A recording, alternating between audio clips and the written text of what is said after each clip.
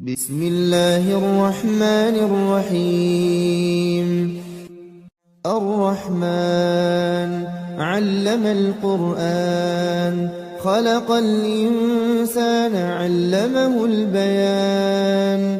الشمس والقمر بحسبان والنجم والشجر يسجدان. والسماء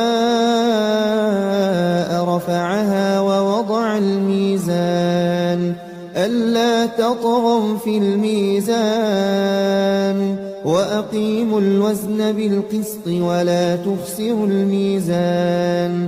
والأرض وضعها للأنام فيها فاكهة والنخل ذات الأكمام والحب ذو العصف والريحان. فبأي آلاء ربكما تكذبان؟ خلق الإنسان من صلصال كالفخار وخلق الجان من مارج من نار. فبأي آلاء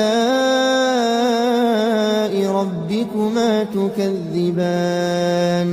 رب المشرقين ورب المغربين. فبأي آلاء ربكما تكذبان؟ مرج البحرين يلتقيان بينهما برزخ لا يبغيان. فبأي آلاء ربكما تكذبان؟ يخرج منهما اللؤلؤ والمرجان. فبأي آلاء ربكما تكذبان؟ وله الجوار المنشآت في البحر كالأعلام. فبأي آلاء ربكما تكذبان؟ كل من عليها فان ويبقى وجه ربك ذو الجلال والإكرام. فبأي آلاء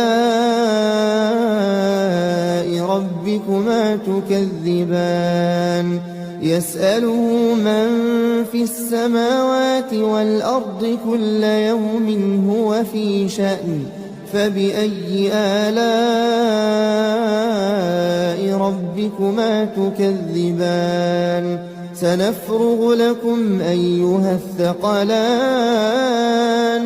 فبأي آلاء ربكما تكذبان؟ يا معشر الجن والإنس إن استطعتم أن تنفذوا من أقطار السماوات والأرض فانفذوا لا تنفذون إلا بسلطان. فبأي آلاء ربكما تكذبان؟ يرسل عليكما شواظ من نار ونحاس فلا تنتصران. فبأي آلاء ربكما تكذبان؟ فإذا انشقت السماء فكانت وردة كالدهان. فبأي آلاء ربكما تكذبان؟ فيومئذ لا يسأل عن ذنبه إنس ولا جان. فبأي آلاء ربكما تكذبان؟ يعرف المجرمون بسيماهم فيؤخذ بالنواصي والأقدام. فبأي آلاء ربكما تكذبان؟ هذه جهنم التي يكذب بها المجرمون. يطوفون بينها وبين حميم آن فبأي آلاء ربكما تكذبان ولمن خاف مقام ربه جنتان فبأي آلاء ربكما تكذبان ذواتا أفنان فبأي آلاء ربكما تكذبان فيهما عينان تجريان فبأي آلاء ربكما تكذبان فيهما من كل فاكهة زوجان فبأي آلاء